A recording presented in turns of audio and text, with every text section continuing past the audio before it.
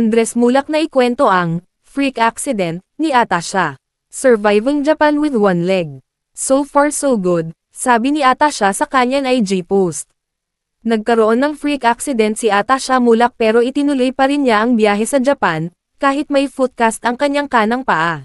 Ang twin brother ni Atasha na si Andres ang nagsalita tungkol sa freak accident na nangyari kay Atasha nang makausap siya ng entertainment press sa media launch ng Bagets, the musical, ang stage adaptation ng 1984 film na Bagets na pagbibidahan niya at itatanghal sa Newport Performing Arts Theater ng Resorts World Manila simula sa January 23, 2026. Nakita ko yung photo ni Natasha. Yung injury ba? Yes. She broke her foot kasi at home, gano'n. Accident lang, but freak accident.